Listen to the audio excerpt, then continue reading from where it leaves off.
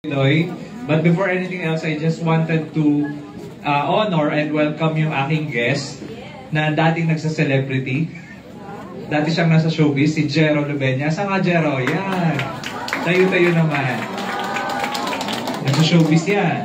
Siyempre, kung gwapo yung guest, so gwapo din yung ano. Diba? So, sino po yung first time ako makita? Taas kamay. Ako din, first time ko ako yung makita. It's been like 4 months since na nakabalik ako dito sa Alphaland. Bakit? Tanong niya bakit? Kasi nagbakasyon po ako ng medyo mahaba-habang panahon. So, by background, I'm a college undergrad and I'm proud of it. Diba? Ano ba yung background ko? Dati po ako nursing student sa Far Eastern University.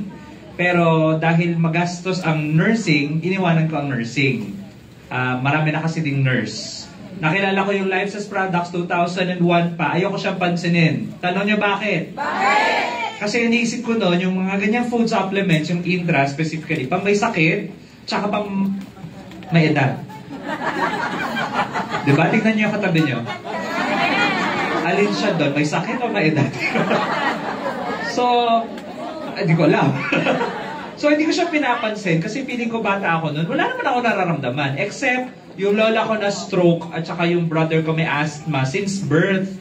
So, trinay na namin halos lahat ng remedy para matanggal yung hika ng kapatid ko. Abdo ng sawa, butiki, pagong, ganyan. Wala pa rin talab. So, dahil itong Intra, nung dumating sa bahay, sila yung pinagamit namin ng Intra. Isang bote, naghati pa silang dalawa na may sakit. Guess what? Kulang na energy. Guess what? Isang bote lang, pero parehas yung nararamdaman nila na wala. Diba? Lola ko naka-recover after 1 week, after 2 weeks, nakakalakad na siya. So, ang ganda ng effect sa kanila. Ako naman, feeling ko, wala naman ako sakit, pero dahil sa consumption na nangyayari sa akin sa eskwelahan, sino na-stress? As kamay. Sa asawa. Pagka daw wala kang consumption sa katawan, nasa sementeryo ka. Taas kamay, sino nakukonsumi? Uy, magtaas kayo ng kamay, okay dito abutan. Diba? Lahat tayo, we have different stress levels. Pero ito po yung epekto sa akin. By the way, nakalimutan ko rin sasabihin ko, diba? Nag-Conservatory of Music din pala ako sa UP Diliman. After nursing, wala namang sample. Wala kayong binayad eh. After nursing, iniwanan ko yun. Lumipat ako ng University of the Philippines Diliman and Conservatory of Music yung course ko. Pero 2 taon lang din ako doon, iniwanan ko din. Diba? Pero yun nga, dahil na-stress ako sa school, naglabasan yung unang-unang sakit ko, Alma Moreno. Kilala niyo yan? Yeah, meron kayo siguro. So, nagbuntot ako dati, nag-bleed ako, tapos ininom ko yung Intra, nawala na po yung buntot. Pero wala po akong mapakitang evidence. Kung meron kayo, pwede picture nyo, parang before and after tayo. Diba? Tapos, besides dun sa hemorrhoids ko, meron din ako daming pimples dati. Yung pag pinindot mo yung tigyawat ko, puputok na yung pus. So, ininom ko yung Intra, pinahin ko siya sa tigyawat ko, in 2 weeks time natuyo yung mga tigyawat. Yun lang naman kasimple ang testimony ko, diba? Grabe, palakpakan natin ng products. Pero lahat kami sa bahay tumutungga. Yung isang bote, pang isang buwan, ubus agad. Ang dilema namin that time, paano yung kasunod na bote? Eh, magkano yung isa? 1,820. 1,870 ang isang bote. Di ba? Nabungol na eh. 1,870. Eh, lahat kami tumutungga. Ang bilis maubos. Buti na lang, inibitahan kami umattend ng ganitong seminar. Pag-attend ko ng ganitong seminar, lingon ako sa paligid ko. Alam niyo, napansin ko, wala akong nakitang bata. Iniisip ko yung seminar na to pang mga may edad talaga. Pang mga may sakit. Hindi ako nakarelate. Wala ako masyadong nag-gets except doon sa part na pinakita itong ladder of success. Sino gustong yumaman? Taas kamay. Yung totoo, taas kamay. Sino gustong yumaman? Yung ayaw, pwede po kayo lumabas. Lahat tayo gusto natin umasenso, yes or yes? Yes! Parents ko, professionals, teacher nanay ko, tatay ko CPA, nag-abroad na rin. May traditional business yung parents ko before for how many years? Andun lang sila sa kulay violet yung income bracket. Nasa 200,000. Pero, ang dami nilang puyat, pagod, etc. Diba? Kaya nga yung pinamana sa akin ng nanay ko, yung high blood niya, naman ako. Diba? High blood niya sa trabaho niya. cut the story short, umatad ako ng seminar na ganito, sabi ko, ang ganda naman dito sa LifeSauce, ang sasaya ng mga tao.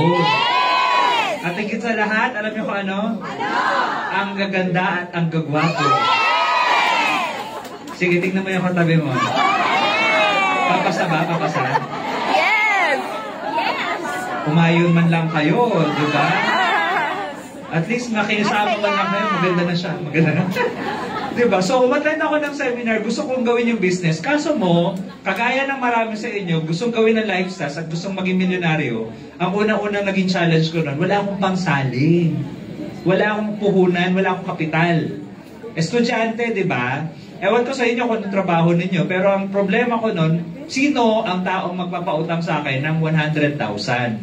Yun pa lang yung option ko noong 2003 namin. Pero pagka gusto may, pag ayaw may kapihan. Diba? Gusto ko, kaya I was able to produce capital. Elementary, high school, college friends, doktora namin, inutangan ko lahat yan. May nagpautang ng 1,500, 2,000, hanggang sa naligong ko yung puhunan, nakasali ako sa LifeSauce. Take note, instant direct yung kinuha ko, I was only 18 years old back then. Sige, pwede pumalakpak. Kaya kung mahigit 18 anyos ka na ngayon, mas kayang-kaya mong gumawa ng paraan. Diba? Habang may buhay, may paraan. So, ginawa ko yung business. Matan ako ng maraming trainings. Kasi ang pagkita mo ng 1 million, hindi naman yan ibubuhos sa'yo one time. Pagka nagtrabaho ka dito at nag-aral, what's the word? Pinag-aralan mo ang negosyo ng LifeSauce, susunod ka sa sistema, yung 1 million hindi siya one time. Hindi siya sa 2 times, 3 times. Tuloy-tuloy yan, buwan-buwan.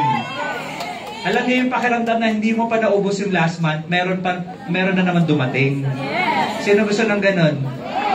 Tingnan mo yung katabi mo. Pag milyonaryo at milyonarya na, ano na itsura niyan? Ganyan pa ba itsura niyan? Ibang-iba na, Diyosa na, di ba? So, anong ginawa namin? Siyempre,